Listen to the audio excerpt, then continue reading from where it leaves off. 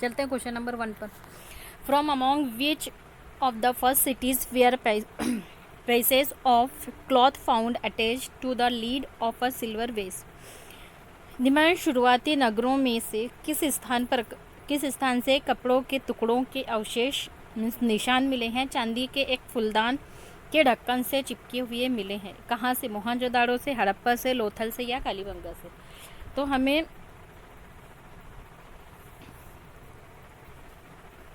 क्या मिले हैं? चांदी के कपड़े के टुकड़े मिले। कहाँ पर? तो चांदी के एक फूलदान के ढक्कन से चिपके हुए। कहाँ से? तो मोहनजोदाड़ो से मिले हैं। तो फर्स्ट ऑप्शन राइट होगा। सेकंड क्वेश्चन है, modern India script such as Devanagari, Bengali and Tamil have developed from the script. आधुनिक भारत की लिपियों जैसे देवनागरी, बंगाली और तमिल का विकास किस लिपि से हुआ है? प्राकृत से, संस्कृत से, लातिन से या ब्राह्मी से? तो देवनागरी, बंगाली और तमिल, इनका विकास हुआ है ब्राह्मी लिपि से। ऑप्शन डी करेक्ट है। Next question third, arrange the following Delhi सल्तनत इन क्रोनोलॉजिकल ऑर्डर। निम्नलिखित दिल्ली के सुल्तानों को क्रम में व्यवस्थित करें। सबसे पहले कौन आया था? आपको वो सीरीज़ लगानी है। गैसुद्दीन बलबन, खिज़र खान, फिरोज शाह तुगलक, अलाउद्दीन खिलजी। किनकी सल्तनत सबसे पहले रही, वो सीरीज़ से आपको लगाना है। तो देखिए, सबसे पहले दिल्ली सल्तनत पर किसने हुकूमत की? तो सबसे पहले गयासुद्दीन बलबन ने। फर्स्ट गयासुद्दीन बलबन। सेकंड है अलाउद्दीन खिलजी, सेकंड पे फिर खिलजी वंश ने। फिर तीसरा है फिरोज शाह तुगलक थर्ड नंबर पर, और खिज़र खान सबसे लास्ट में। तो चलिए ऑप्शन पर देखते हैं। हमको ऑप्शन में देखना है पहले 1, 2, 3 एंड 4।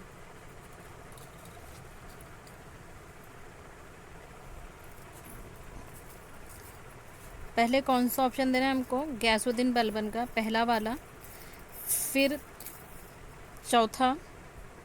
चौथे नंबर पर अलाउद्दीन है, तीसरे पर फिरोज शाह और लास्ट में खिज़र खान। तो इसकी सीक्वेंस क्या होंगी? First, 4, 3 and 2। फर्स्ट, 4, 3 एंड 2 किस ऑप्शन में हमें नज़र आ रहा है? तो ऑप्शन सी इसका करेक्ट आंसर है।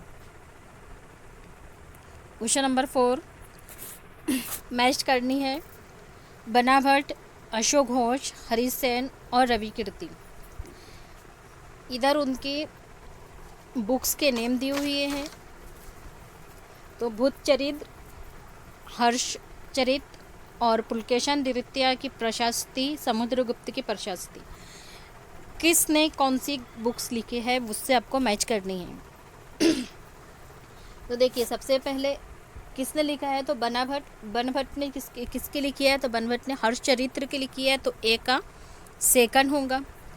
फिर अशोक घोष ने बुधचरित्र लिखे हैं, तो बी का 1 होगा। फिर हरि सेन ने किसकी प्रशस्ति लिखी है? तो हरि सेन ने समुद्रगुप्त की प्रशस्ति लिखी है, तो सी का 4th होगा। एंड लास्ट में डी में है रवि कीर्ति किसने लिखी है? तो पुलकेशन सेकंड की प्रशस्ति रवि कीर्ति ने लिखी है, 3rd। तो अब हमको ऑप्शन कौन से देखनी है? ए का 2, बी का 1, सी का 4 और डी का 3। चलिए ऑप्शन की तरफ। किस ऑप्शन में हमें नज़र आ रहा है? तो ऑप्शन सी में हमें नज़र आ रहा है ए का 1, ए का 2, बी 1 एंड सी का 4 और डी का 3। चलते हैं नेक्स्ट क्वेश्चन पर। क्वेश्चन नंबर 5,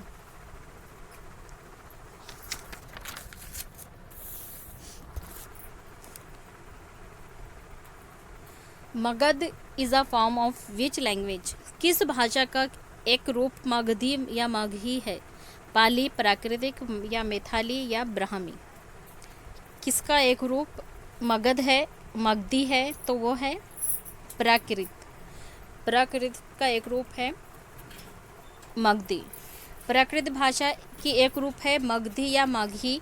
मगधी या माघी भाषा भारत के इंडिया के किस एरिया में बोली जाती थी? तो ये इंडिया की ये वाली भाषा जो बोली जाती थी सेंटर ईस्ट वाले इलाकों में बोली जाने वाली एक प्रमुख भाषा है। मागधी भाषा से ही कौन सी भाषाएं निकली है?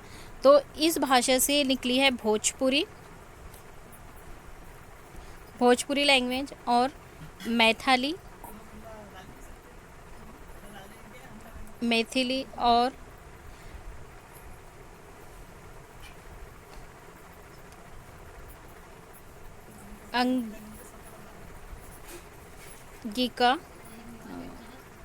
अंगिका वगैरह ये भाषाएं निकली है। मगधी भाषा मौर्य दरबार की आधिकारिक भाषा थी जो कि 1961 के जनगणना के अनुसार मगधी को हिंदी के तहत कानूनी रूप से अवशोषित किया गया था। Question number 6, which of the following statements are true about the Veerashaiva movement initiated by Basavanna? It started as a reaction against the Tamil Bhakti movement. It was inspired by the Tamil Bhakti movement. It spread the law of Shiva as the path of salvation. निम्नलिखित में से कौन सा कथन बसवंत द्वारा आरंभ किए गए वीर शैव आंदोलन के बारे में सही है? फर्स्ट ऑप्शन है कि इसकी शुरुआत तामिल भक्त आंदोलन के विरोध के एक प्रतिक्रिया के रूप में हुआ था। ये तामिल भक्त आंदोलन से प्रेरित था। इसने शिव से प्रेम को मुक्ति के मार्ग के रूप में अपनाने का उपदेश दिया है। तो इसका सही क्या है? करेक्ट ऑप्शन है ओनली ए। ये किसके लिए हुआ था? तो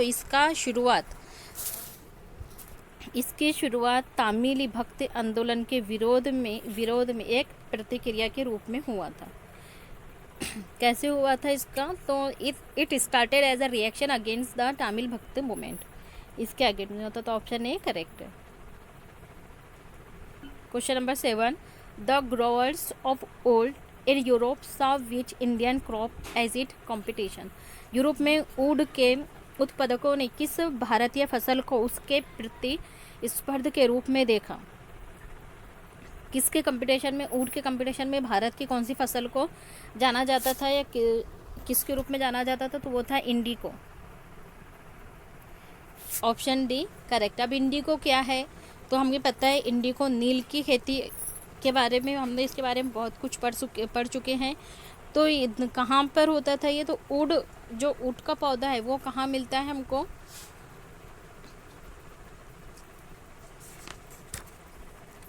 ऊट का पौधा हमको टेम्परेट जोन में मिलता है। कौन सा? ऊट। यूरोप में कहाँ पर?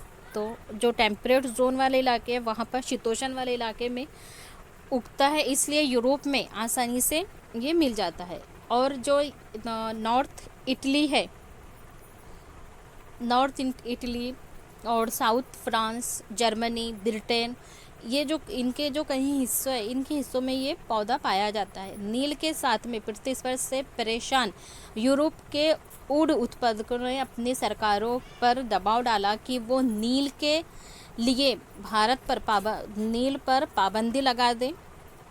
नील की आयात पर पाबंदी लगा दे, मगर कपड़ों को रंगने वाले तो नील को ही पसंद करते थे। नील से बहुत चमकदार नीला रंग इन लोगों ने जो लोग ऊँट की क्या करते थे, ऊँट की क्रॉपिंग करते थे, तो उन देशों ने ये कहा कि जो इंडियन नील है उस पर पाबंदी लगा दे, उस पर रोकथाम लगा दे, क्योंकि जो इंडियन नील का कलर था वो चमकीला था और जो ऊँट का कलर था वो लाइट होता था। तो इस वजह से वो उनके कपड़ों का रंग फीका आता था और हमारे नील का कलर डार्क होता था। तो कंपटीशन के तौर पर इसलिए नील पर पाबंदी लगाने पर उन लोगों ने दबाव डाला था।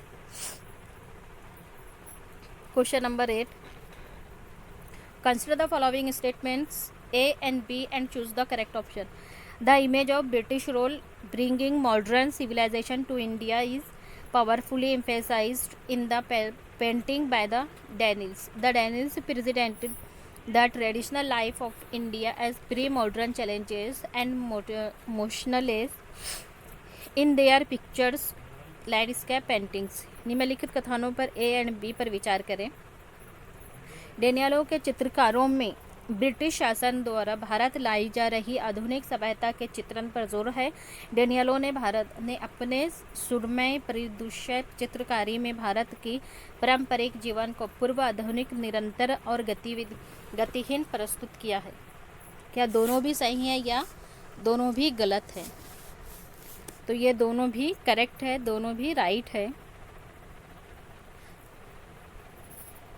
कि डेनियल के चित्रकारों में ब्रिटिश शासन के द्वारा भारत लाई जा रही आधुनिक सभ्यता के चित्रण पर जोर है, और जो डेनियल ने अपने सुरमय परिदृश्य चित्रकारी में भारत के पारंपरिक जीवन को पूर्व आधुनिक निरंतर और गतिहीन प्रस्तुत किया है। दोनों भी ऑप्शन करेक्ट है।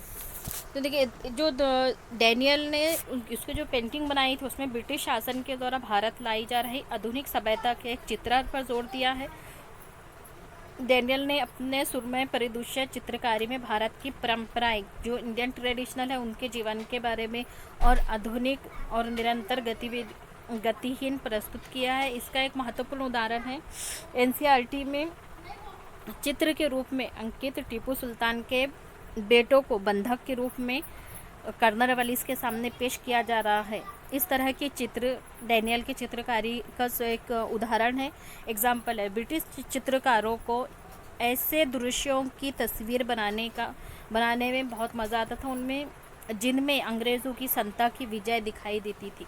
तो ये किसकी चित्रकारी थी? ये डेनियल की चित्रकारी थी, और ब्रिटिश लोग इसमें बहुत ज़्यादा खुश होते थे कि हमारे दुश्मन हमारे सामने घुटने टेके हुए हैं, इस तरह के।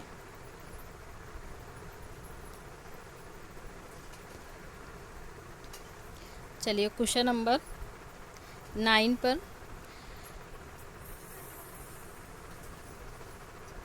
Regarding Mahatma Gandhi views western education and choose the correct option. Mahatma Gandhi के क्या नज़रिया था वेस्टर्न एजुकेशन को लेकर, उस पर हम सही ऑप्शन को चूज़ करेंगे। Gandhi was against western education in India. तो ऑप्शन फर्स्ट करेक्ट है, क्योंकि हमने बहुत बार इसको पढ़ चुके हैं कि गांधी जी क्या चाहते थे, भारत में पश्चिमी शिक्षा के विरोध थे, बिल्कुल विरोधी थे। वो नहीं चाहते थे कि इंडिया में पश्चिमी शिक्षा है, वेस्टर्न एजुकेशन आए।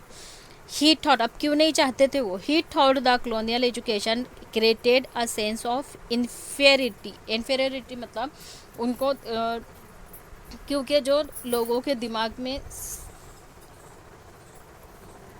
कमतरी का एहसास न हो in the minds of Indians. वो सोचते थे, वो क्यों चाहते थे कि भारत में पश्चिमी शिक्षा वेस्टर्न एजुकेशन ना आए? वो इसलिए चाहते थे कि वो सोचते थे कि उपनिवेशिक शिक्षा ने जो कॉलोनियल एजुकेशन है उसने भारतीयों के मस्तिष्क दिमाग में हीनता मतलब अपने एहसास कमतरी का बोध में समझ होता है, बोध पैदा कर दिया है। उनका ये मानना था, गांधी जी का ये मानना था कि उपनिवेशिक शिक्षा ने, पश्चिमी शिक्षा ने इंसानों के, भारतीय लोगों के दिमाग में एहसास कमतरी को पैदा कर दिया है। इसलिए वो नहीं चाहते थे कि इंडिया में वेस्टर्न एजुकेशन आए। तो दोनों भी ऑप्शन करेक्ट है, ऑप्शन सी करेक्ट है। दोनों भी ऑप्शन करेक्ट है और एक्सप्लेनेशन भी उसका राइट है। तो ऑप्शन बी देखिए, दोनों का रिलेशन बन रहा है। तो दोनों का क्या है, हमको both A and are true and the B explains A. Option C correct है।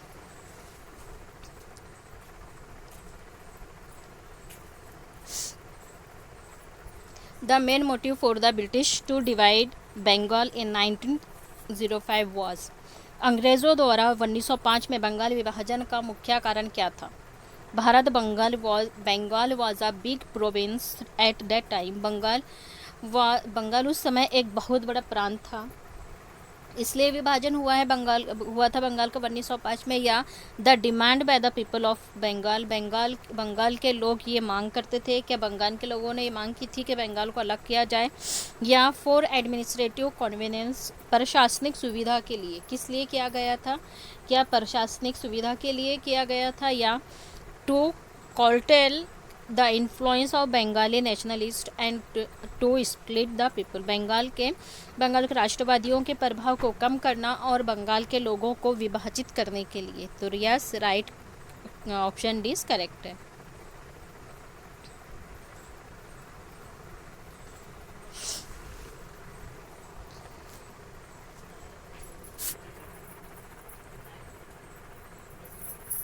Option question number 11, the moderate sections of the Congress demanded a greater representations in the government and in administration under the British rule. Reason है the moderate feel that the British had respect for the ideals of freedom and justice. निम्नलिखित कथनों पर विचार करें और सही विकल्प का चयन करें। कथन ए है, कांग्रेस के मध्यवर्गीय धड़े ने ब्रिटिश शासन के अधीन सरकार और शासन में भारतीयों को और ज़्यादा प्रतिनिधित्व दिए जाने की मांग उठाई। कारण है, मध्यमवर्गीयों को ये लगता था कि अंग्रेज स्वतंत्र व न्याय के आदर्शों का सम्मान करते थे। ऐसा करेक्ट है क्या कि वो ऐसा मानते थे? तो यस, उनका यही मानना था। तो दोनों भी ऑप्शन करेक्ट है, कारण भी सही है और कथन भी सही है। जब दोनों सही है, दोनों का रिलेशन भी बन रहा है, तो कौन सा ऑप्शन राइट होगा? तो चलिए देखते हैं कौन सा ऑप्शन करेक्ट है। दोनों भी राइट है और उसका एक्सप्लेनेशन भी करेक्ट है। तो ऑप्शन डी में हमको नज़र आ रहा है, both A R true and R is the correct explanation of A. Yes, ज़रूरी नहीं है वो हर बार ये वाला ऑप्शन आपको ऑप्शन ए में ही दे। ज़रा आंसर फिल करने से पहले देख लेना कि हमको जो आंसर चाहिए वो किस ऑप्शन में है। ऑप्शन भी चेंज कर देता है। तो option D is correct. Question number 12, Pakistan was partitioned in 1971 and Bangladesh created। 1971 में पाकिस्तान का विभाजन हुआ और बांग्लादेश अस्तित्व में आया, बांग्लादेश बना। बी बोल रहा है, one of the main reason of partition was that the Bengali speakers of the east field that their language and identify was being supported. विभाजन का एक मुख्य कारण ये था कि पूर्व के बंगला बोलने वाले लोगों को ये लगा कि उनके भाषा और पहचान को कुचला जा रहा है। 1971 में बंगाल का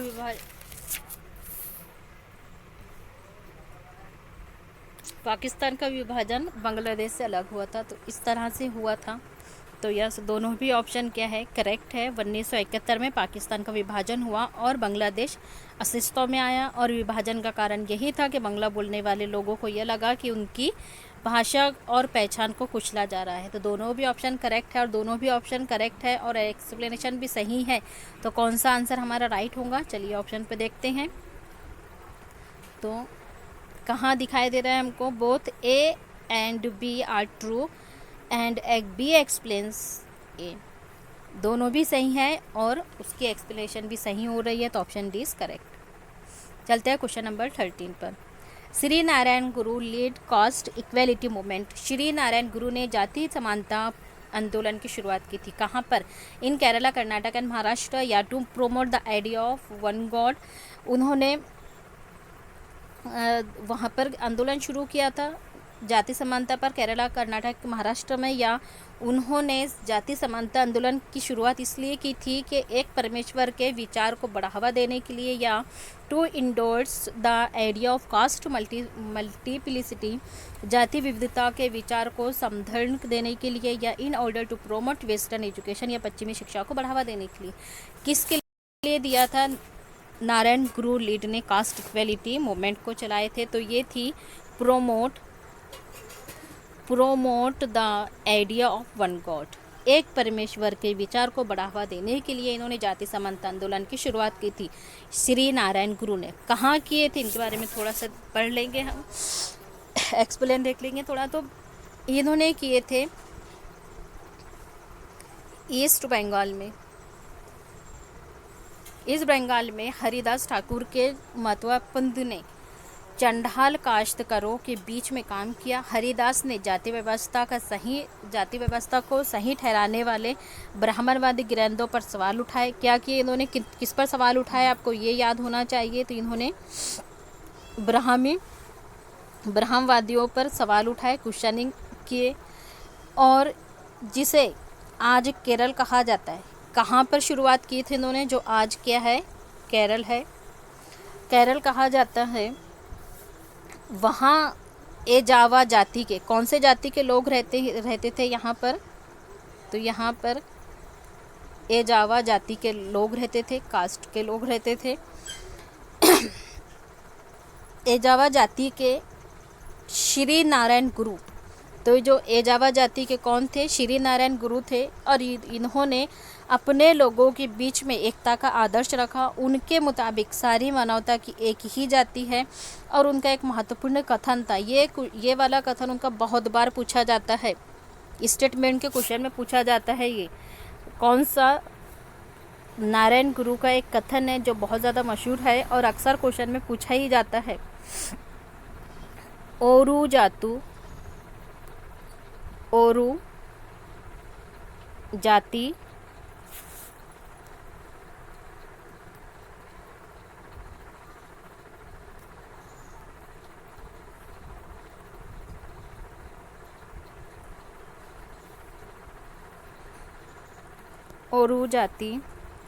ओरू मातम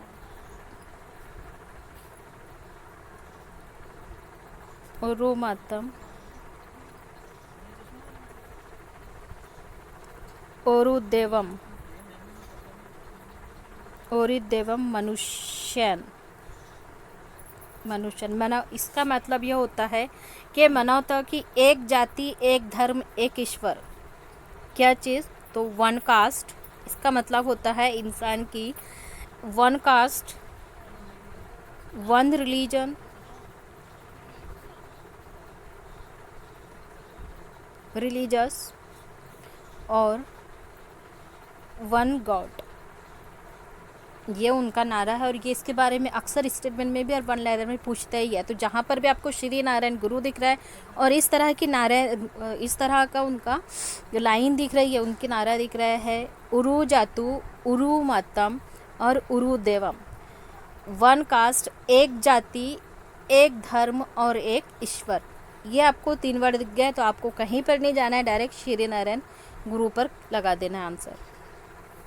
चलते हैं question number 14। Veeresalingam Pantulu was a reformer. Veeresalingam Pantulu एक सुधारक थे, कहाँ के, from Mumbai presidency, who mobilised against casteism. Mumbai presidency में आते थे जिन्होंने जातिवाद के विरोध लोगों को लामबंद किया। या from Telugu speaking areas of Madras presidency, who compared for widows remarriage. Madras presidency के तेलुगु भाषी इलाके से आते थे जिन्होंने विधवा विवाह के लिए अभियान चलाया था। या who founded the Arya Samaj, जिन्होंने आर्य समाज की स्थापना की। या हु फाउंडेड द ब्राह्मण समाज, जिन्होंने ब्राह्मण समाज की स्थापना की। क्या किए हैं इन्होंने, वीरेशलिंगम पंतुलु ने, तो इन्होंने क्या किया है, from Telugu speaking areas of Madras presidency, इन्होंने मद्रास प्रेसिडेंसी के तेलुगु भाषा इलाके से आते थे। कहाँ से आते थे ये, तो ये मद्रास प्रेसिडेंसी में तेलुगु भाषा इलाके से आते थे जिन्होंने विधवा विवाह के लिए अभियान चलाए थे। ठीक है, ऑप्शन बी करेक्ट आंसर है। Question number 15। निम्नलिखित कथनों पर विचार करें और सही विकल्प का चयन करें। जिस मैदान पर हम खड़े हैं उसमें धीरे धीरे गति हो रही है। यहाँ से कौन से क्वेश्चन लगे हैं, तो यहाँ से ज्योग्राफी के क्वेश्चन लगे हैं। अभी तक हमने देखे 14 क्वेश्चन हिस्ट्री के थे। अभी यहाँ से 15 के पास से आपको ज्योग्राफिया के क्वेश्चन स्टार्ट होंगे, ज्योग्राफिया के क्वेश्चन स्टार्ट होंगे। तो चलिए, ज्योग्राफिया का फर्स्ट क्वेश्चन है, क्या बोल रहा है, जिस मैदान पर हम खड़े हैं उस पर धीरे धीरे गति हो रही है। और कथन बी में बोल रहा है, पृथ्वी के अंदर होने वाले इस लगातार गति के लिए आंतरिक और बाह्य प्रक्रिया उत्तरदायी है। क्या ये दोनों भी सही है या गलत है। तो यह दोनों भी सही हैं, क्योंकि जब हम ground on which we are standing is slowly moving.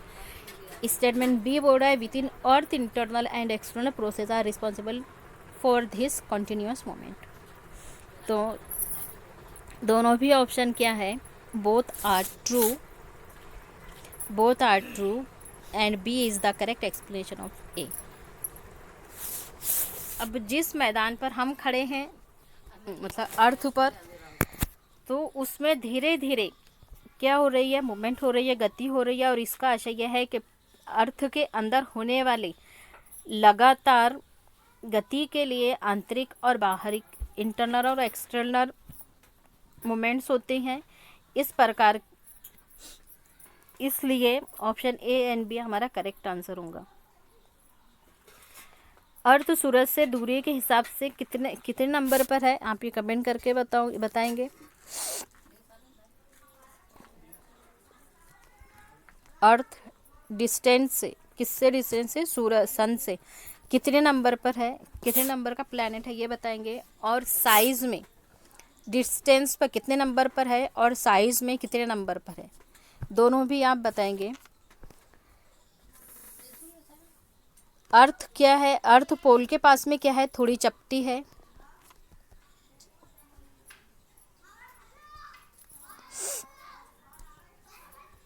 थोड़ी चपटी है, ये याद रखना। इसके बारे में अक्सर क्वेश्चन पूछता है कि अर्थ पोल के पास में थोड़ी चपटी है, गोल नहीं है, गोल आकार की नहीं है, वो पोल के पास में थोड़ी चपटी है।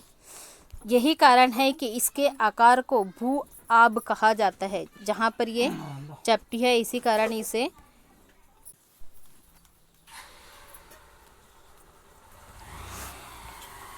क्वेश्चन नंबर 16, देशों के कॉलम का अक्षांश के कॉलम से मिलान कीजिए। Match the pair countries with, countries का मैच करना है लैटिट्यूड से, लैटिट्यूड एंड कंट्रीज।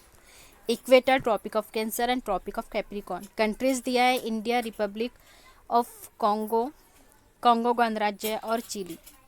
कौन सी लैटिट्यूड कहाँ से किस कंट्री से गुजरती है, तो देखिए इक्वेटर कहाँ से जाती है, इक्वेटर गुजरती है रिपब्लिक ऑफ कॉन्गो से। तो पहले ए का क्या हो जा रहा है, ए का सेकंड। फिर बोलते ट्रॉपिक ऑफ कैंसर, पता ही है हमें इंडिया से गुजरती है, तो बी का फर्स्ट।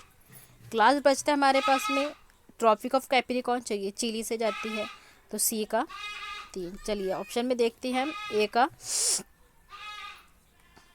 ए का सेकंड कहाँ पर नज़र आता है। तो ए का सेकंड 2 जगह है, तो मतलब ए एंड बी कर जाएगा हमारे पास। सी एंड डी में से हमें चूज़ करना है, तो हमने क्या लगाए थे, ए का सेकंड, बी का फर्स्ट। तो ए का सेकंड, बी का फर्स्ट, ए का सेकंड, बी का थर्ड, यहाँ पर थर्ड दिया है तो इसलिए सी भी कर जाएगा। अब हमारे पास लास्ट ए की ऑप्शन बचा है और उसी में है बी का 1। ए का सेकंड, बी का 1 एंड सी का third. Option D is correct answer.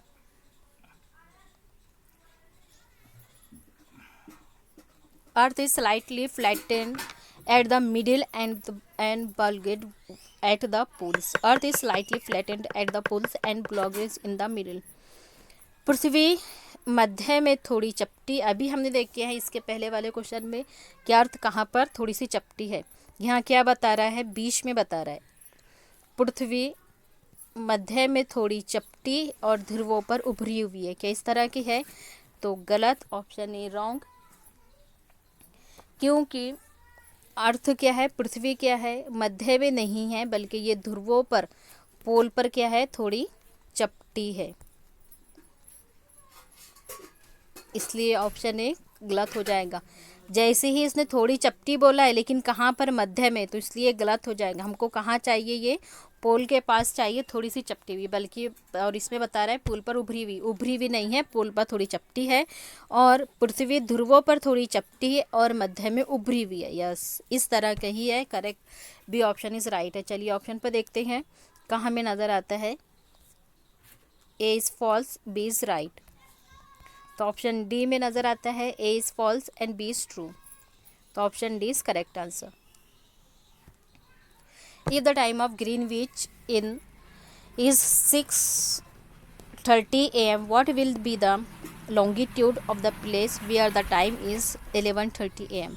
जब ग्रीनविच पर 6:30 पूर्व सुबह के बजे होंगे तब 7:30 सुबह के किस लॉन्गिट्यूड पर बजे होंगे। तो हमने देख चुके हैं कि एक घंटे पर कितना डिग्री होता है।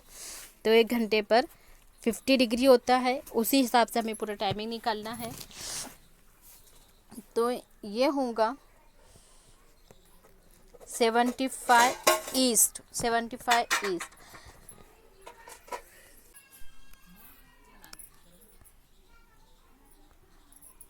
Question number 19, which of the following is different from the rest. निम्न में से कौन सा अन्यों से अलग है, सब दूसरों से अलग है, वो कौन है। सावाना है, सवाना, लानोस, कैंपोस और पेरेरीज। कौन सबसे अलग है। तो देखिए इसमें से सबसे अलग है, चारों भी आप बोले कि चारों भी ग्रेसलैंड है, तो यस चारों भी क्या है, ग्रेसलैंड है। लेकिन इसमें सबसे अलग क्या है, तो पेरेरीज है। अब पेरेरीज सबसे अलग कैसा हुआ, तो देखिए जो पेरेरीज है ये कहाँ का ग्रेसलैंड है, ये देखना है हमको। तो ये ग्रेसलैंड है टेम्परेट जोन का। कहाँ का है ये, टेम्परेट ग्रेसलैंड है। और जो कंपोस, लानोस और सवाना, ये तीनों किसके हैं, तो ये तीनों हैं ट्रॉपिकल ग्रेसलैंड। तीनों भी क्या है, ट्रॉपिकल ग्रेसलैंड है। इसलिए पेरेरीज तीनों से अलग है। तो सवाना, कैंपोस और लानोस तीनों भी ट्रॉपिकल ग्रेसलैंड है। और पेरेरीज क्या है, तो ये टेम्परेट ग्रेसलैंड है। शीतोष्ण घास का मैदान है। जबकि सवाना, कैंपोस और लानोस ये उष्णकटिबंधीय घास के मैदान के एग्जाम्पल है। ट्रॉपिकल ग्रेसलैंड के एग्जाम्पल है, जो कि पेरेरीज इनमें से अलग है, तीनों से अलग है। पेरेरीज घास के मैदान या ग्रेसलैंड में समतल, मंद ढलान या पहाड़ियों वाले प्रदेश होते हैं, पहाड़ी वाले इलाके होते हैं, जहाँ पर पेड़ की घास कैसी होती है, कम अधिक होती है। और वास्तव में ये घास का एक विशाल इलाका होता है, एक बड़ा इलाका होता है। ज़्यादातर भागों में पेरेरीज के जो दरख्त होते हैं, परंतु निचले मैदानों में, जो निचले सतह के मैदानों के पास में निकट में नदी के घाटियों के साथ साथ वहाँ पर वन भी पाए जाते हैं। पेरेरीज शब्द की उत्पत्ति कहाँ से हुई है, ज़रा ये कमेंट करके बताना कि पेरेरीज शब्द कहाँ से निकला है। पेरेरीज शब्द कहाँ से निकला है, किस भाषा से पेरेरीज लिया गया है और पेरेरीज का मतलब क्या होता है। दोनों भी आप बताएंगे, कमेंट करके बताएं। क्वेश्चन नंबर 20 पर चलते हैं। Consider the following statements about desert and choose the appropriate options. Desert is an arid region. Desert area is characterized only by extreme hot temperature. Desert area could have gravel plain and plateau beside vast stretches of sands. मरुस्थलों के बारे में निम्न कथनों पर विचार कीजिए और उपयुक्त विकल्प का चयन कीजिए। मरुस्थल एक शुष्क प्रदेश होता है। मरुस्थल की विशेषता है कि यहाँ केवल अत्यधिक उच्च तापमान पाया जाता है। मरुस्थलीय क्षेत्रों में बालू के विशाल फैलाव के साथ बजरी के मैदान और पठारी इलाके भी पाए जा सकते हैं। क्या ये सही है? तीनों भी सही है या कोई गलत है? तो देखिए इसके अंदर सबसे पहला एक ऑप्शन गलत है, वो कौन सा है? बी, क्योंकि इसमें केवल का इस्तेमाल किया है। मरुस्थल क्या है? डेजर्ट एक शुष्क प्रदेश है। शुष्क प्रदेश मतलब खुश्क इलाका, ड्राई प्लेस, ड्राई इलाका है, खुश्क इलाका है।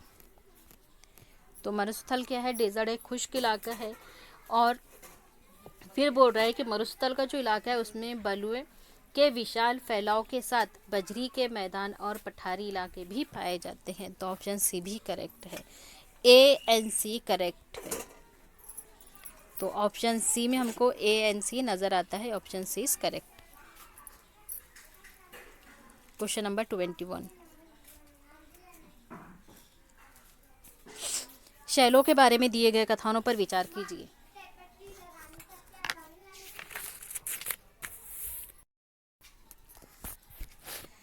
Any natural masses of mineral matters that make up earth crust is called a rock. पृथ्वी के परपट्टी बनाने वाले खनिज पदार्थ के किसी भी प्राकृतिक पिंड को शैल कहते हैं। या igneous rocks are formed from magma. Igneous शैल मैग्मा से बनती है। या Deccan plateaus is made up of granite. Deccan पठार ग्रेनाइट से बना है। क्या सही है? तो देखिए फर्स्ट ऑप्शन में क्या बता रहा है हमको। फर्स्ट ऑप्शन बोलता है कि जो अर्थ की परपट्टी है उसकी जो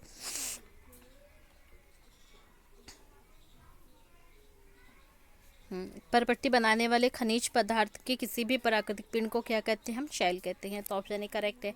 फिर बोल रहा है कि अग्निय शैल कैसे बनती है? तो मैग्मे से बनती है, ये हमने देख चुके हैं। तो ऑप्शन बी भी करेक्ट है। फिर दक्कन पठार जो है वो ग्रेनाइट से बना है कि नहीं, ये रॉन्ग है। ग्रेनाइट से नहीं बना है। दक्कन पठार काय से बना है? फिर ग्रेनाइट से नहीं बना है, तो ये बेसाल्ट से बना है। तो option A and B correct है। Option A is right. Question number 22। Insulation is influenced by clouds, latitude, water vapour and dust. अतपान प्रभावित होता है किससे? बादलों के जरिए, अक्षांश के जरिए, या जलवष्प और धूल कणों के जरिए। तो तीनों के जरिए होता है। तो ऑप्शन डी इज करेक्ट है। 23 ट्रेड विंड्स के बारे में है। करेक्ट ऑप्शन चुनना है हमको। The trade winds are unpredictable, they blow only in winter. व्यापारिक पवनों के बारे में अनुमान नहीं लगाया जा सकता, ये सिर्फ सर्दियों में चलती है। क्या ये सही है? ये क्या सिर्फ सर्दियों में चलती है व्यापारिक पवनें? तो जहाँ पर ओनली आ गया उसको हम पहले ही काट देंगे। Option A wrong. फिर बोल रहा है the trade winds blow from west to east. Trade winds व्यापारिक पवनें पश्चिम से पूर्व की ओर चलती है। तो ऑप्शन बी भी रॉन्ग। ये पवनें पूर्व से पश्चिम की ओर चलती है, ना कि पश्चिम से पूर्व की ओर चलती है। ईस्ट टू वेस्ट चलती है, वेस्ट टू ईस्ट नहीं चलती है। ये trade winds blow from east to west, व्यापारिक पवनें पूर्व से पश्चिम की ओर चलती है। आगे हमारा answer option C is correct. Question number 24। Ganga Brahmaputra basin के पर्वतीय क्षेत्रों में कम लोग रहते हैं क्योंकि जनसंख्या के वितरण में पर्यावरण की प्रमुख भूमिका होती है। दोनों भी सही हैं या दोनों भी सही नहीं हैं? तो यस, दोनों भी करेक्ट है। और दोनों का क्या हो रहा है? क्योंकि का रिलेशन भी बन रहा है। तो दोनों भी सही है और एक्सप्लेनेशन भी राइट है। Option A is correct. 25 minerals के बारे में है। खनिज अग्निय शैलों, अवसादी शैलों और केंद्रित शैलों में पाए जाते हैं। क्या ये सही है? तो खनिज कहाँ कहाँ पाए जाते हैं? मिनरल्स तो अग्निय शैल, जो इग्नियस रॉक्स है, सेडिमेंट्री रॉक्स है और मेटामॉर्फिक रॉक्स है, तीनों भी रॉक्स में पाए जाते हैं मिनरल्स। ठीक है, तो ऑप्शन ए करेक्ट है। फिर बी में बोल रहा है कि धात्विक खनिज अग्निय शैलों में पाए जाते हैं लेकिन केंद्रित एवं अवसादी शैलों में नहीं पाए जाते। तो ये ऑप्शन रॉन्ग है। क्या बोल रहा है? Metallic minerals are found in igneous rock but not in metamorphic and sedimentary rocks. बोल रहा है कि जो मेटेलिक मिनरल्स है वो सिर्फ इग्नियस में पाए जाते हैं, मेटामॉर्फिक और सेडिमेंट्री रॉक में नहीं पाए जाते। तो ये ऑप्शन रॉन्ग है। फिर बोल रहा है थर्ड में है खनिज ईंधन अवसादी स्तर पर पाए जाते हैं। Minerals fuel are found in the sedimentary strata. तो ऑप्शन सी भी करेक्ट है। तो ऑप्शन ए एंड सी हमें किस ऑप्शन में नज़र आता है? तो option B is correct. Option A and C right. 26 consider the following statements.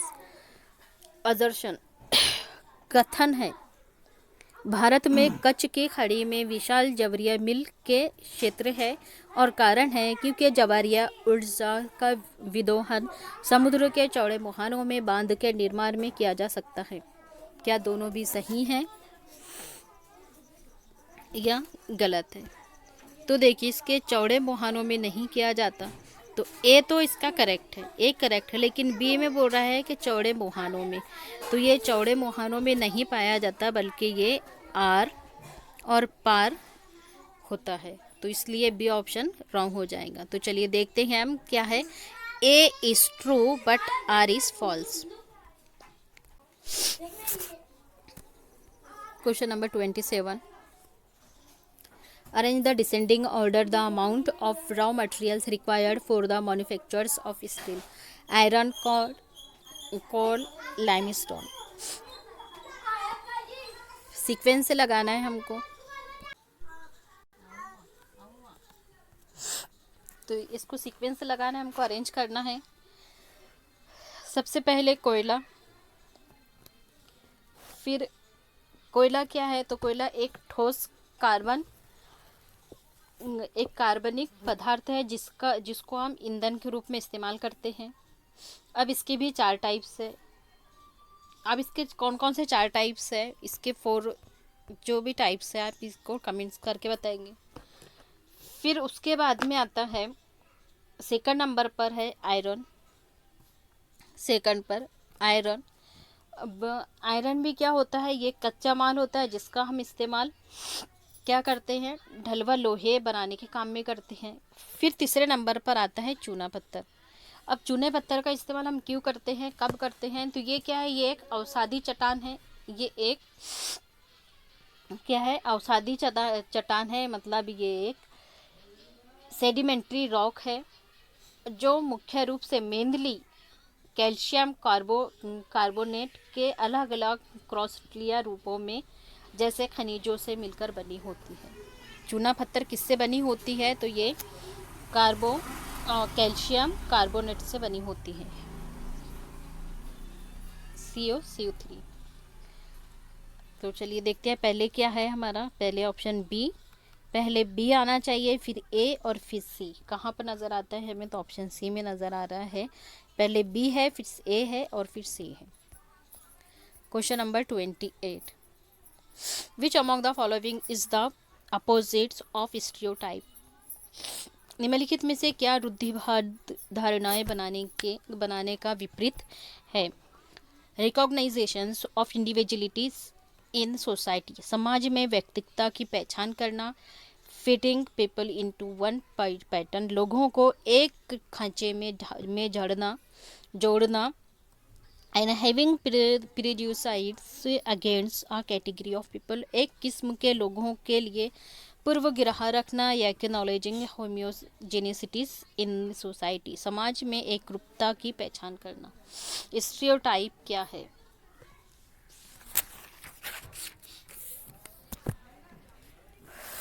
तो यह है समाज में व्यक्तित्व की पहचान करना। रूढ़िवादित धारणा बनाने का विपरीत क्या है, तो ये है व्यक्तित्व की पहचान करना। 29, what would be missing in a society with uniformity, एक रूपी समाज में किस चीज़ की कमी पाई जाती है, इक्वलिटी की या समानता की, समरूपता की, समानता एकरूपता की या विविधता की। तो यहाँ से स्टार्ट होते हैं हमारे क्वेश्चन नंबर 28 से पॉलिटी के क्वेश्चन।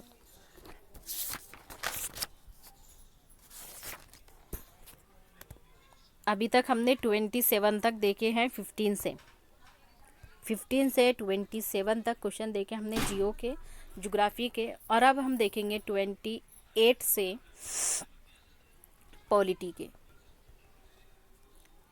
के क्वेश्चन देखेंगे हम। 28 से देखे हैं, फर्स्ट क्वेश्चन हुआ है, सेकंड है, तो हमको इसमें पहचानना है कि एक रूपी समाज में किस चीज़ की कमी पाई जाती है, किस चीज़ की कमी पाई जाती है, तो है डाइवर्सिटी की, विविधता की कमी पाई जाती है। 30, the panchayat at block level is called, विकास खंड स्तर की पंचायत को क्या कहते हैं, जनपद पंचायत कहते हैं, जिला पंचायत कहते हैं, या पंचायत सभा कहते हैं, या ग्राम सभा कहते हैं। तो इसे क्या बोल रहा है, विकास खंड स्तर की पंचायत को, ब्लॉक लेवल को, उस पंचायत को क्या कहते हैं जिसकी ब्लॉक लेवल होती है, उसे जनपद पंचायत कहते हैं। Question number 30,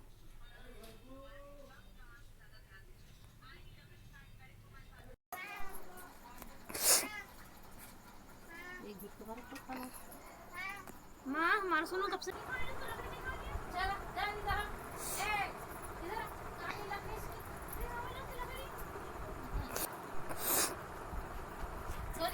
thirty one In America, women got the right to vote in 1920 in the light of the given statements. Which among the following would not be a correct statements? America में महिलाओं को मतदान का अधिकार 1920 में प्राप्त हुआ है। दिए गए कथन के संदर्भ में निम्नलिखित में से कौन सा वाक्य सही नहीं माना जाएगा?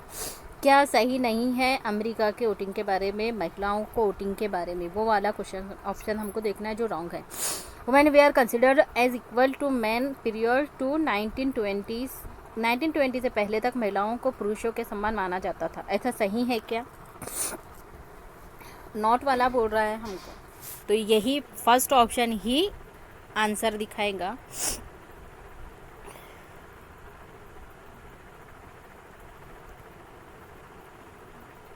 कि जो 1920 से पहले महिलाओं को पुरुषों के समान माना जाता था, यही ऑप्शन रॉन्ग है और रॉन्ग ही पूछा है, तो option A is correct answer. 1920 के पहले महिलाओं को पुरुषों के समान नहीं माना जाता था, ये याद रखिए। अमेरिका में महिलाओं को वोट देने का अधिकार 1920 में हासिल हुआ, 1920 में मिला है। Women and man were not treated equal period 1920 से पहले तक पुरुषों और महिलाओं को राजनीतिक अधिकारों में सम्मान नहीं दी गई थी, तो ये वाला करेक्ट ऑप्शन है।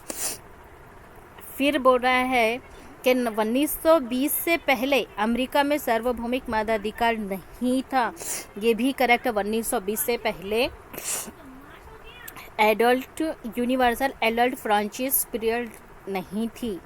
फिर बोल रहा है women suffering in America, America में महिला मत अधिकार एक 20वीं शताब्दी की घटना है, तो ये भी राइट है। Option B C D right है। और रॉन्ग पूछा है, रॉन्ग है ऑप्शन 1, ये रॉन्ग है, क्योंकि 1920 के पहले मत दोनों में सम्मान नहीं माना जाता, महिलाओं को पुरुषों के सम्मान नहीं माना जाता था, इक्वलिटी नहीं थी दोनों में, इसलिए हमारा ऑप्शन इज करेक्ट आंसर है। 32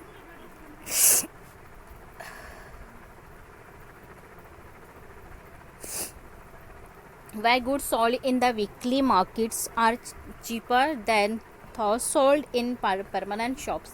Weekly market traders do not need to hire worker. Weekly market traders face tough competition है। Weekly market traders sell to low quality product.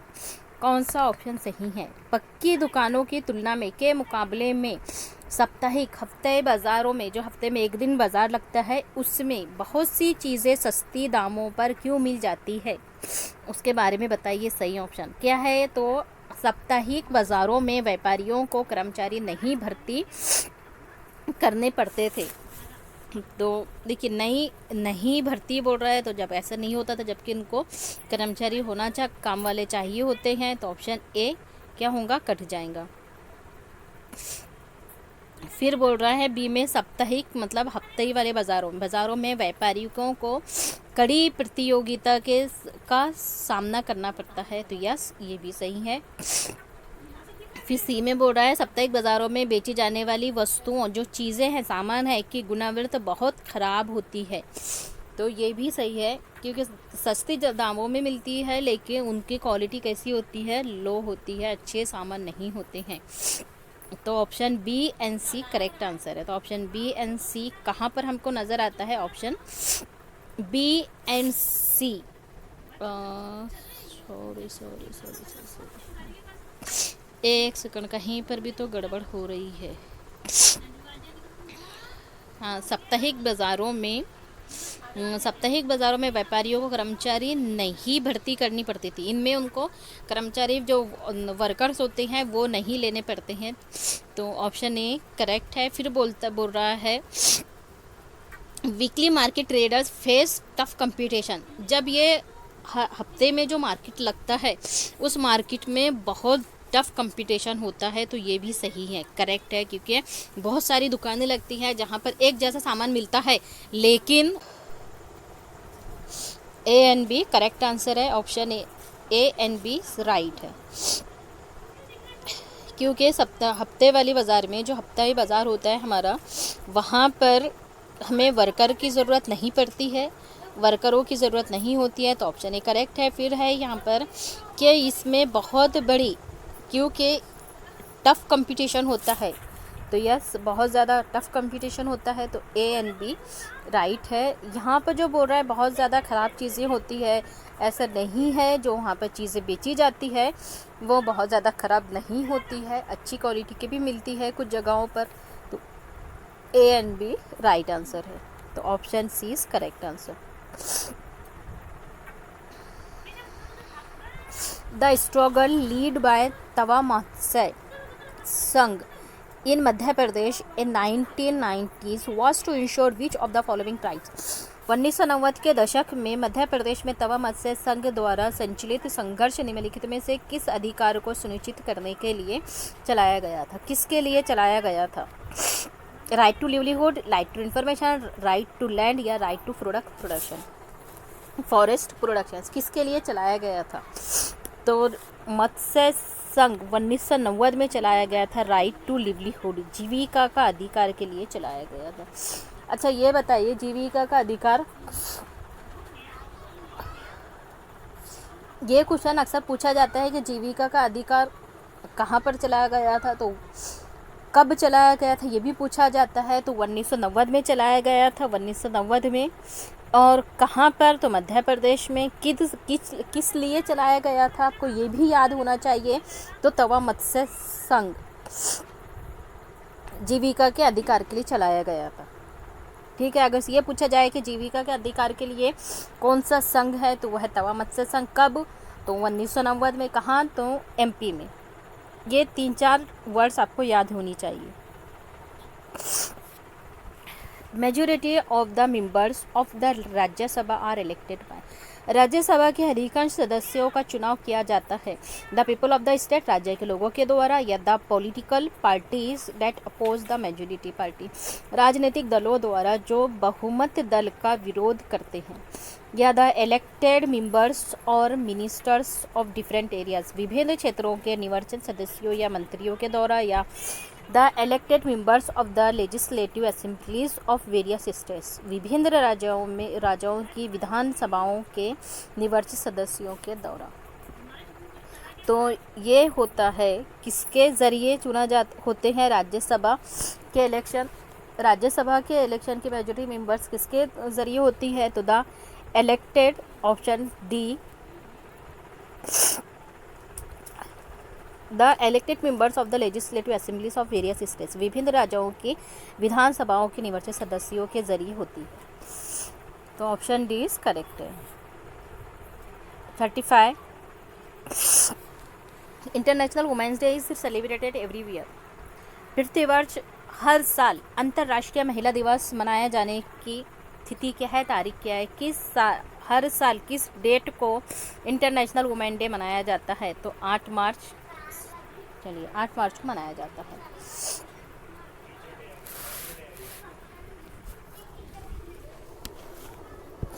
आठ मार्च को मनाया जाता है।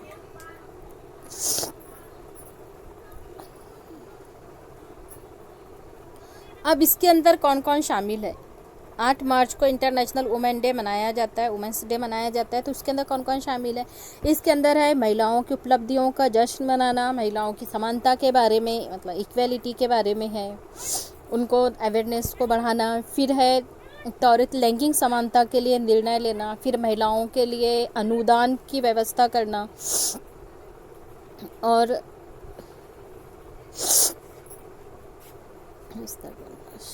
34 The constitutions of India recognize the right of water as being a part of the right to life under Article 21. Right to life कौन से article में है? 21 में। Every person should have universal access to water, choose the correct option. क्या बोल रहा है? भारत के संविधान के अनुच्छेद 21 के तहत पानी के अधिकार को जीवन का अधिकार का हिस्सा माना गया है। क्या है ये? करेक्ट है। यस। कि पानी के अधिकार को जीवन का अधिकार 21 में माना गया है कि ये जीवन का अधिकार का हिस्सा है। कौन सा? पानी का अधिकार। यस, राइट है। फिर आर बोल रहा है, रीज़न क्या बोल रहा है कि हर व्यक्ति को, हर इंसान की पानी तक सार्वजनिक पहुंच होनी चाहिए। हर इंसान को पानी, हर इंसान तक पानी पहुंचना चाहिए। तो ऑप्शन आर भी सही है, रीज़न भी सही है, अदर भी सही है, एंड दोनों करेक्ट ऑप्शन है। तो करेक्ट, इसका करेक्ट एक्सप्लेनेशन भी हो रहा है। तो option A is right answer.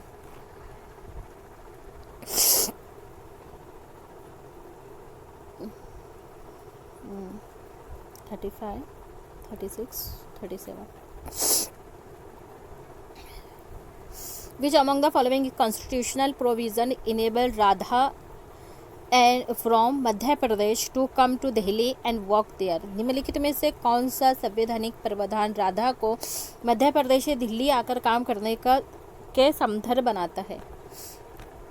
किसके थ्रू, वो कौन से राइट के थ्रू, किस अधिकार के थ्रू राधा मध्य प्रदेश से दिल्ली आकर काम कर सकती है?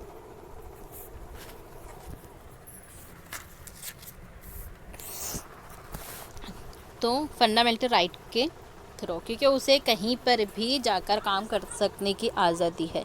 अब ये फंडामेंटल राइट में स्वतंत्र का अधिकार किस अनुच्छेद में है, किस आर्टिकल में है, ज़रा कमेंट करके बताओ। तो स्वतंत्र का अधिकार किस आर्टिकल में है वो बताइए।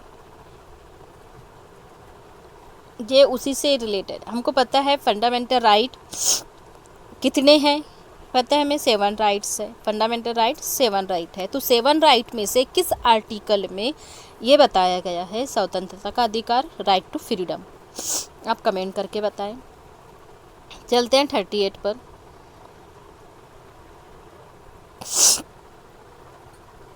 DK Basu guidelines laid down by the Supreme Court relate to which of the following?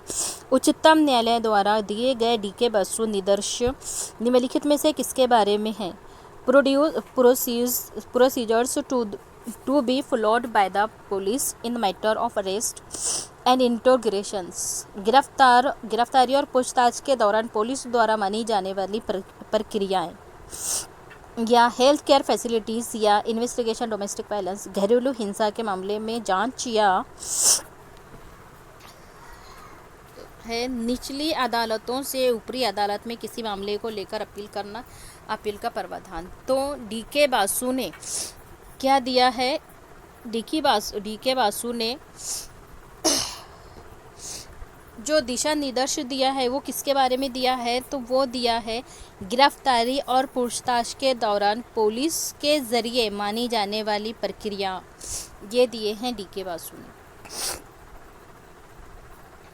39.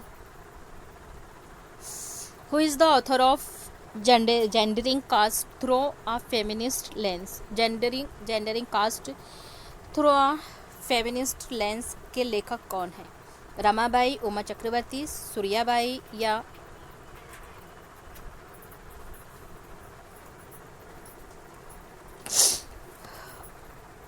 Arundhati राय?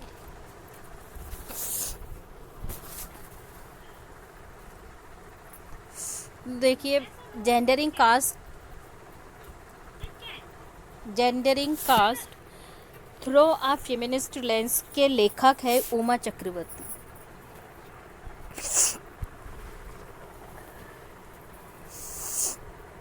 इसके अब ये बताइए, जब उमा चक्रवर्ती ने तो फेमिनिस्ट लेंस नाम की बुक्स लिखी, तो फिर रमाबाई ने कौन सी बुक्स लिखी हैं?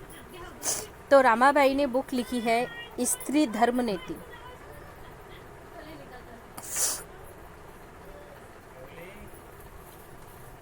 स्त्री धर्म नीति की नाम की बुक्स रमाबाई ने लिखी है। द ऑफ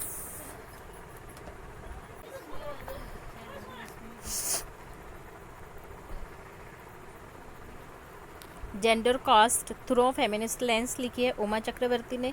तो फिर रमाबाई ने कौन सी बुक लिखी है? तो रमाबाई ने लिखी है स्त्री धर्म नीति।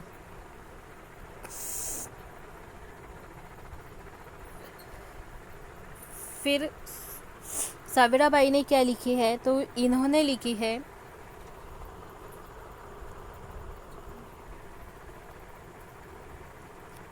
ये अरुंधति रॉय ने लिखे हैं the God of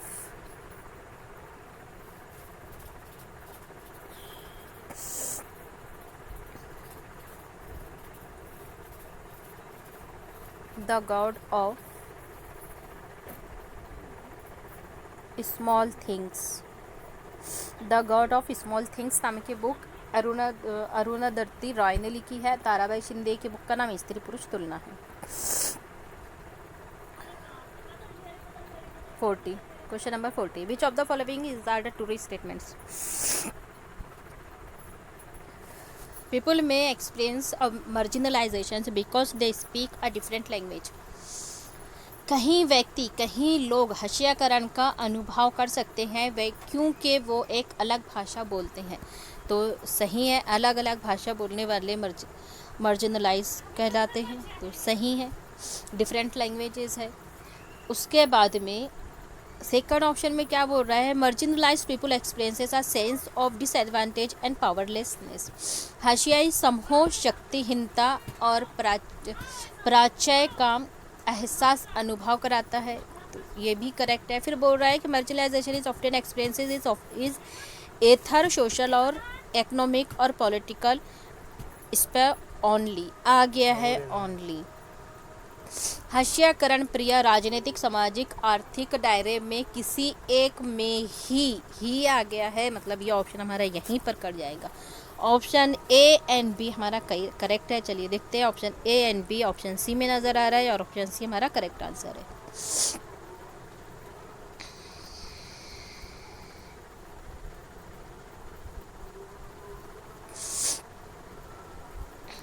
forty one यहाँ से स्टार्ट होते हैं पेडागोजी के क्वेश्चन।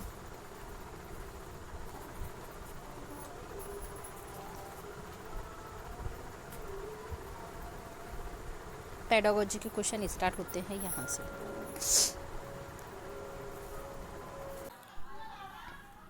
एक तो ये 41 in a inclusive social science classroom teachers would. समावेशी सामाजिक शिव विज्ञान की कक्षा में एक शिक्षक को क्या करना चाहिए, believe that every child has a potential to learn as per his her abilities and strength. विश्वास करेगा कि हर बच्चे के पास उसकी शक्ति और क्षमताओं के अनुसार सीखने की संभावना है। यस, पहले ही ऑप्शन में हमको राइट आंसर मिल चुका है। क्या करेगा teacher, option A correct answer. विश्वास करेगा कि हर बच्चे में, प्रत्योग मतलब हर बच्चे के पास उसकी शक्ति और क्षमताओं के मुताबिक बच्चा सीखेगा, तो option A is correct answer. 42 the approach to bring together method of inquiry and conceptual schemes from many disciplines into a combination for a course is called the following। एक पाठ्यक्रम में कई विषयों से अन्वेषण पद्धतियों एवं संकल्पनात्मक योजनाओं को साथ लाने के उपगम को कहते हैं। मल्टीडिसिप्लिनरी अप्रोच या इंटीग्रेटेड अप्रोच, समावेशी उपगम, या यूनिट अप्रोच या इंटरडिसिप्लिनरी अप्रोच क्या कहते हैं, जिसको एक पाठ्यक्रम में कहीं सब्जेक्ट को एक साथ मिलाने वाले को क्या कहते हैं, तो उसे कहते हैं मल्टीडिसिप्लिनरी अप्रोच। 43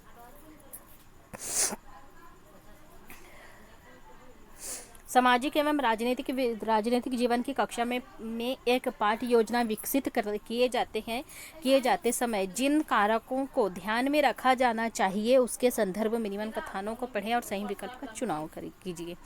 कथन है, एक, पाठ योजना बनाते समय शिक्षक को ये सुनिश्चित करना चाहिए कि शिक्षक शैक्षिक परिविधियों और प्रयुक्तियों प्राकृतिक में एकरूप हो।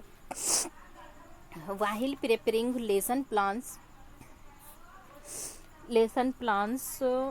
a teacher should ensure that the teaching techniques and strategies are homogeneous in nature. Statement 2 है, theoretical knowledge should not be applied on lesson plans to avoid incomprehensibility. अबोधगम्यता से बचने के लिए पाठ्य योजना में सैद्धांतिक ज्ञान को प्रयोग में नहीं लाना चाहिए। तो दोनों भी ऑप्शन राइट है, दोनों भी ऑप्शन करेक्ट है। दोनों भी ऑप्शन रॉन्ग है। क्या बता रहा है हमको, पाठ्य योजना बनाते समय जब हम लेसन प्लान बनाते हैं बोल रहा है, तो उस टाइम पर क्या देखना चाहिए, शिक्षक को ये सुनिश्चित करना चाहिए कि शैक्षणिक प्रविधियाँ जो टीचिंग टेक्निक और स्ट्रेटेजीज है उसको होमोजेनियस नेचर से युक्तियों को प्राकृतिक रूप से देखना चाहिए। तो नहीं, ये गलत है। फिर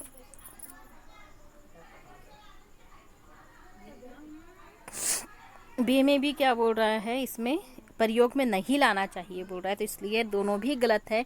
एंड चलिए देखते हैं दोनों गलत है किस ऑप्शन में नज़र आ रहा है हमें। तो both first and second are incorrect, option D is correct answer. 44, पाठ के अंत में दिए गए प्रश्नों के संदर्भ में दो कथनों पर विचार कीजिए। Statement first, can be use to assess the extent to which content has been assimilation। Statement first है, पाठ्य पुस्तक को किस हद तक आत्मसात कर लिया है इसके आकलन हेतु उपयोग में लाया जा सकता है। Statement two, cover the main concept raised by the chapter and encourage students to explain them in their own word. पाठ में उठाए गए मुख्य संपत्तियों को पूरा करते हैं और विद्यार्थियों को अपने शब्दों में समझने हेतु प्रोत्साहित करते हैं। तो दोनों भी ऑप्शन क्या है, करेक्ट है। Statement first and statement second दोनों भी राइट है। तो दोनों भी राइट है। चलिए देखते हैं किस ऑप्शन में हमें नज़र आता है बोथ आर करेक्ट। तो अब both first and second are correct, option C is correct answer. 45 क्या बोल रहा है, 45, कक्षा में मुझे दूसरों से दूर बैठना पड़ता है, वो भी ज़मीन पर। कभी कभी वो मुझे बिना किसी कारण के पीटते थे। कक्षा में ओम प्रकाश वाल्मीकि की आत्मकथा झूठन से लिए गए उदाहरण के उपयोग से आप विद्यार्थियों को क्या प्रोत्साहित करेंगे।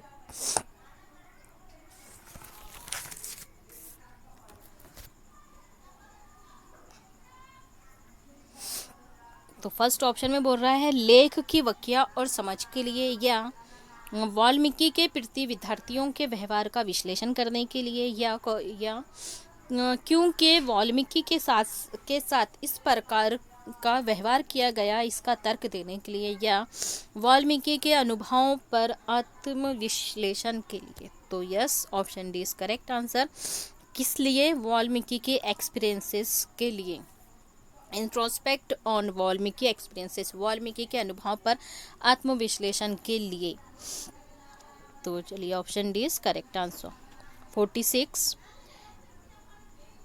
विद्यार्थियों को युद्ध की विविधता के बारे में कुछ समझ अर्जित करने के लिए एवं शांतिपूर्ण विकल्पों को सुझाने में समृद्ध बनाने के लिए एक शिक्षक क्या तृतीय विश्व युद्ध टाला जा सकता है।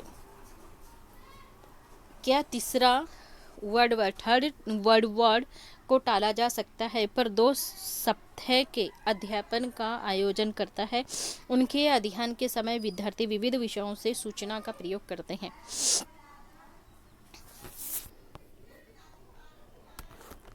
In order to make student gain some understanding about the horrors of war and to be able to suggest useful alternatives, a teacher organized 2 weeks of teachings around the questions, can World War III be prevented? Throughout their study, students use information from a variety of disciplines. This above approach is an example. तो ये जो example दिया है ये किसका example है, किसका उदाहरण है, इंटरडिसिप्लिनरी अप्रोच का या इंटीग्रेटेड अप्रोच का, मल्टी डिसिप्लिनरी या यूनिट का। तो ये है इंटीग्रेटेड अप्रोच का। किसका है ये, इंटीग्रेटेड अप्रोच का option B is correct answer. 47,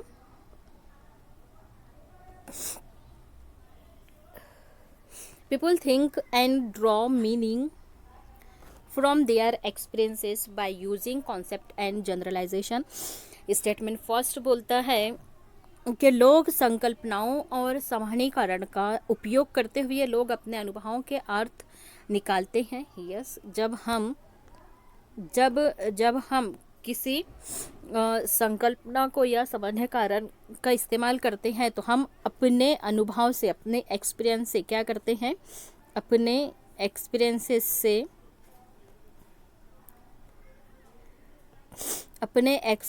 से हम मीनिंग निकालते हैं।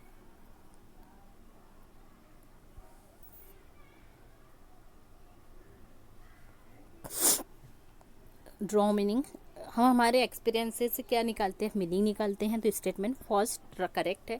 फिर सेकंड बोल रहा है in a social science classroom emphasis is to be laid on developing concept and the abilities और to analyse social political realities there rather than mere retention of information. सामाजिक विज्ञान की कक्षा में संकल्पनाओं के विकास एवं सामाजिक राजनीतिक वास्तविकताओं के विश्लेषण की क्षमता पर बल होना चाहिए, बजाय मात्र सूचना को स्मरण रखने के।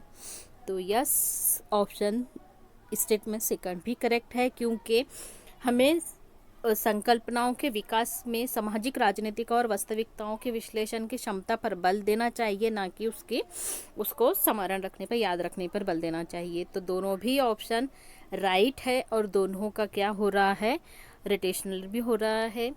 तो दोनों भी ऑप्शन करेक्ट है। चलिए देखते हैं हमको कहाँ मिलता है। Both statements are true and first and second. Option B is correct answer. Option B is correct. 48।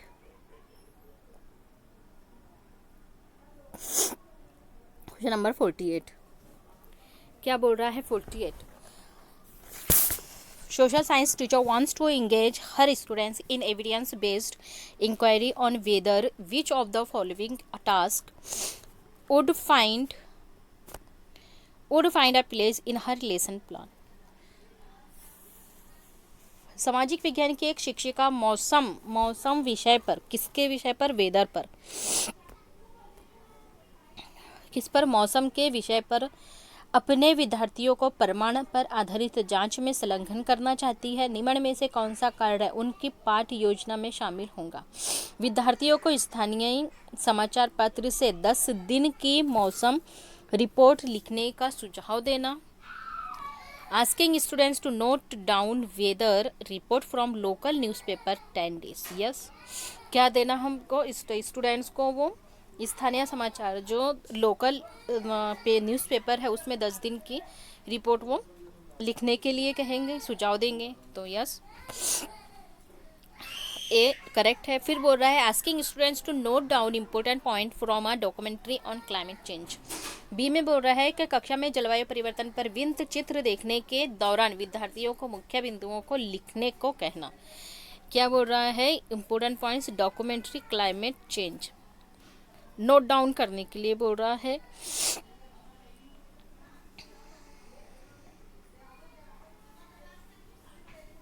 Documentary बोल रहा है, तो डॉक्यूमेंट्री के लिए भी नहीं होंगी, हमको उस पर कुछ लिखवाना है, उसको सुझाव देना है, उसके लिए इंक्वायरी बेस्ड चाहिए हमको, डॉक्यूमेंट्री बेस्ड नहीं चाहिए। तो अब सी में क्या बोल रहा है? Asking student to collect song on weather. क्या बच्चों को मौसम पर गाने एकत्रित करने को कहना चाहिए? तो नहीं, इसलिए option A is correct answer. चलिए देखते हैं ऑप्शन ए करेक्ट आंसर कहाँ पर है। तो हमें option A is correct answer, option A मिलता है फर्स्ट में। 49 statement first in a study on the making of a historical cinema a historical documentary will be a secondary sources। Statement first बोलता है ऐतिहासिक सिनेमा बनाने पर अध्ययन में एक ऐतिहासिक वृत्त चित्र द्वितीयक स्रोत होगा। मतलब किसको बोल रहा है? सिनेमा बनाने वाला। तो क्या ये सेकंड सोर्सेस है या प्राइमरी सोर्सेस है? तो नो, ये क्या होगा? जो हिस्टोरिकल सिनेमा, हिस्टोरिकल डॉक्यूमेंट्री बन रही है, ये सेकंड सोर्सेस नहीं है, ये पीएस है, प्राइमरी सोर्सेस है, प्राइमरी सोर्सेस है, इसलिए पहला ऑप्शन स्टेटमेंट कट जाएगा, रॉन्ग होगा। फिर सेकंड में क्या बोल रहा है, सेकंड में बोलता है कि encyclopedia are primary sources of information. देखिए दोनों भी ऑप्शन को इसने उल्टा कर दिया है। क्या इंसाइक्लोपीडिया क्या है, तो इंसाइक्लोपीडिया ये सेकंड सोर्सेस है, इंसाइक्लोपीडिया ये है second sources, secondary sources. Encyclopedia secondary sources है और हिस्टोरिकल मोमेंट, हिस्टोरिकल डॉक्यूमेंट्री या हिस्टोरिकल सिनेमाज वाला जिस पर हम मूवीज़ बना रहे वो प्राइमरी सोर्सेस है। तो इसीलिए दोनों भी ऑप्शन क्या है, रॉन्ग है। कभी इस तरह से भी पूछ लेता है, हमको करेक्ट याद होना चाहिए। तो जो हिस्टोरिकल डॉक्यूमेंट है ये क्या है, तो ये सेकेंडरी सोर्सेस नहीं है, ये प्राइमरी सोर्सेस है। और इंसाइक्लोपीडिया ये प्राइमरी सोर्सेस नहीं है, ये सेकेंडरी सोर्सेस है, एसेस है। तो दोनों भी स्टेटमेंट रॉन्ग है। Statement first and second are false. चलिए देखते हैं हम ये किस ऑप्शन में हमें नज़र आता है। तो statement first and second are false, option A correct answer. 50. What are the perceptions surrounding social science that can be dispelled with effective classroom engagement? It is non-utilitarian. सामाजिक विज्ञान के प्रति कौन सी धारणाएं हैं जिन्हें प्रभावी कक्षा विनियोजन के साथ दूर किया जा सकता है? ये अव्यवहारिक है, तो यस ये क्या है, यूटिलिटेरियंस है, नॉन यूटिलिटेरियंस है, व्यवहारिक है, अव्यवहारिक है। फिर ये बोलता है सेकंड में, it is all about rote memorisations. ये क्या है, ये बस यंत्र कंठिष्ट करने के बारे में है, बस कंठिष्ट करने के बारे में है। तो यस ये भी सही है। फिर सी में क्या बोल रहा है, it does not require problem solving skills. इसमें समस्या समाधान के कौशल की ज़रूरत नहीं है। तो यस इसमें समस्या समाधान की प्रॉब्लम सॉल्विंग स्किल की ज़रूरत नहीं है, रिक्वायर नहीं है। तो ऑप्शन सी भी करेक्ट है। तीनों भी ऑप्शन सही हैं। ऑप्शन ए बी सी किस ऑप्शन में हमें नज़र आता है वो देखेंगे हम। तो चलिए ए बी एंड सी। अव्यवहारिक है, खंडित करने के बारे में है, और ये और समस्या समाधान के कौशल की ज़रूरत नहीं है। चलिए ऑप्शन डी इस करेक्ट आंसर, क्योंकि ऑप्शन डी में ही हमें ए बी सी नज़र आता है। 51 मेक अ लिस्ट टाउन और village. Occupations in the city, town or village to which you belong, and find out how long they have existed. Which belong and find out how long they have existing. These questions attempt to assess students' understanding of continuity, complexity and contrast. आप जिस शहर, कस्बे या गांव से संबंध रखते हैं उसके कम से कम 10 व्यवसायों की सूची बनाइए और ये पता लगाइए कि वो कितने समय में विद्यमान है। ये प्रश्न विद्यार्थियों की समझ को आंकने का प्रयास करता है।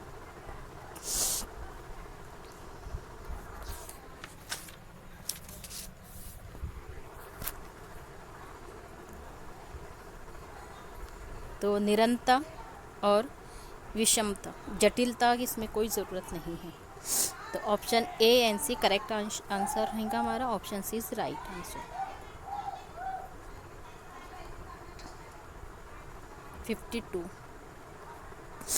एक शिक्षक को विद्यार्थियों की एक दूसरे से संबंधित रिपोर्ट बनाने को कहा गया है। इसके लिए किस प्रकार की परीक्षा प्रोत्साहन होगा?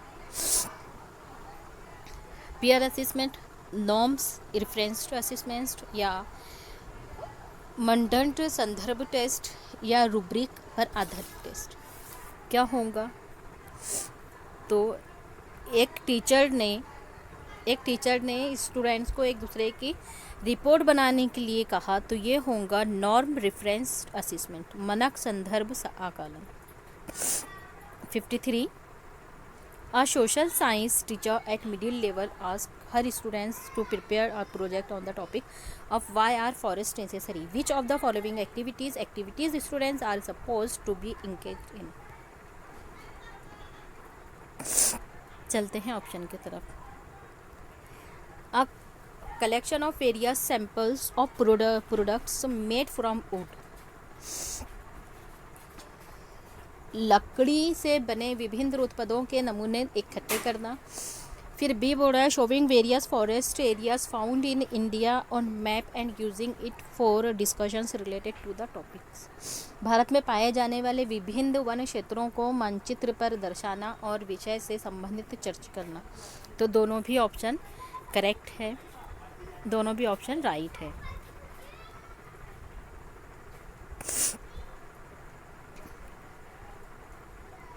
Both are correct answer.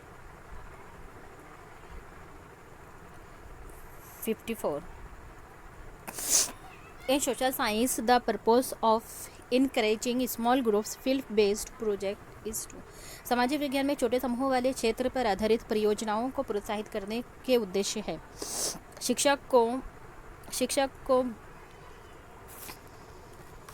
शिक्षक का भार कम करना ताकि वो कम संख्या में परियोजनाओं को आंक सके. देखिए शिक्षक का बोल रहा है, स्टूडेंट का नहीं बोल रहा. अगर स्टूडेंट का भार बोझ कम करना होता तो ऑप्शन राइट होता, लेकिन यहाँ पर किसका बर्डन कम करने के लिए बोल रहा है, डिक्रीज टीचर्स. तो ऑप्शन ए इज़ रॉन्ग. फिर बी में बोल रहा है develop the skill among students to work as a team. विद्यार्थियों के मध्य एक टीम के रूप में काम करने के कौशल को विकसित करना. यस, एक टीम के रूप में काम करने के कौशल को विकसित किया जाता है.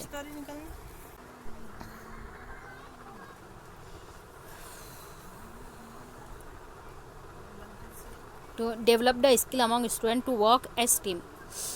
विद्यार्थियों के बीच में एक टीम के रूप में काम करने के कौशल को विकसित करना. Yes, option B is correct answer. 55. Which of the following questions attempt to check the applicational knowledge of students. निम्न में से किस प्रश्न से छात्र के व्यवहारिक ज्ञान की जांच की जा सकती है. What is latitude? अक्षांश क्या है. क्या जांचना है हमको, बच्चे का व्यवहारिक ज्ञान जांचना है.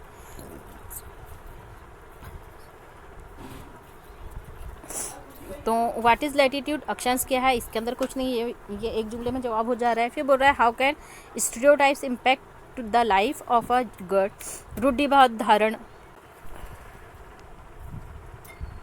धारणा एक लड़की की ज़िंदगी को कैसे प्रभावित करती है, ये बताना. तो ये भी नहीं होगा.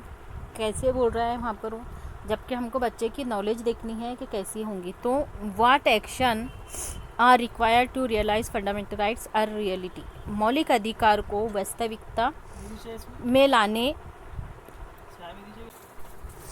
मौलिक अधिकार को वास्तविकता आ गया है हमारा कीवर्ड, पॉजिटिव कीवर्ड आ गया है. वास्तविकता में लाने के लिए किस तरह की कार्रवाई की ज़रूरत है. Option C is correct answer. 56. सामाजिक विज्ञान में विविध स्पर्ध मुद्दों को पढ़ाते हुए एक शिक्षक को किन बातों का ध्यान रखना चाहिए. कक्षा में क्लास में उत्पन्न होने वाले किसी भी तरह के विवाद को खारिज कर देना चाहिए. तो सही है, विवाद को बढ़ावा नहीं देना चाहिए, तो खारिज कर देना बोल रहा है. Arise in class conflict dismiss कर देना चाहिए. तो ऑप्शन ए रॉन्ग होगा. फिर है टेकिंग अप ओनली आ गया है, ऑप्शन बी रॉन्ग. फिर बोल रहा है सी में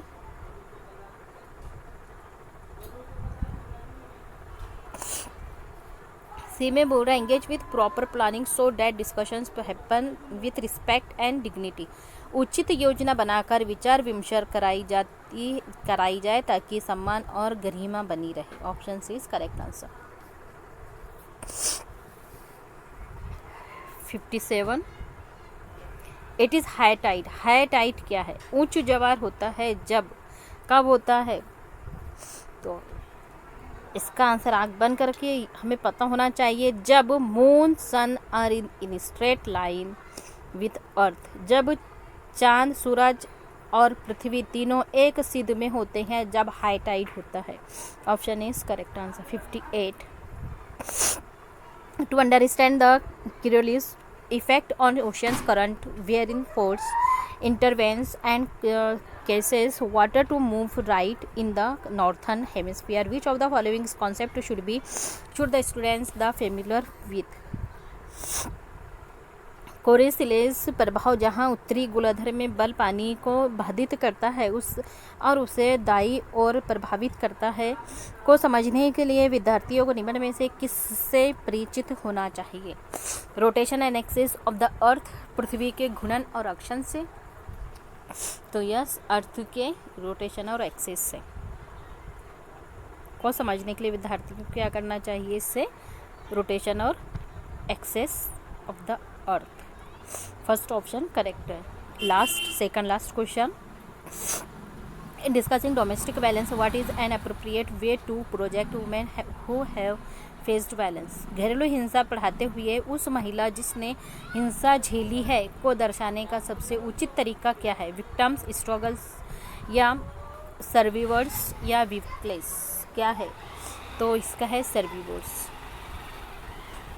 उत्तरजीवी, survivors. Option C is correct answer. Last question,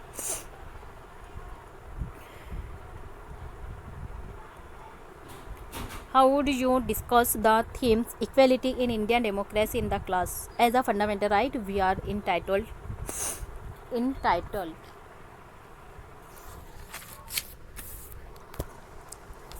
भारतीय लोकतंत्र में समानता विषय की आप कक्षा में कैसे चर्च करेंगे? ऑप्शन ए है हमें मिले हुए मौलिक अधिकार के रूप में।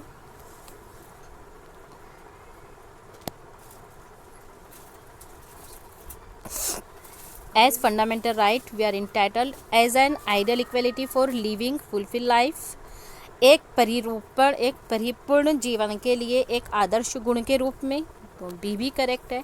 फिर सी में बोल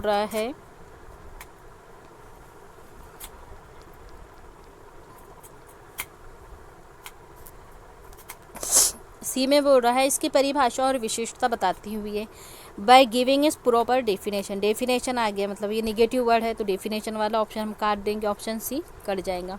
फिर डी में बोल रहा है by highlighting the inequalities that existing in society, समाज में विद्यमान असमानताओं को उजागर करते हुए। तो ऑप्शन डी भी करेक्ट है। ए बी डी हमें किस ऑप्शन में नज़र आता है वो देखते हैं। तो ए बी डी हमें ऑप्शन डी में नज़र आता है। Option D is correct answer.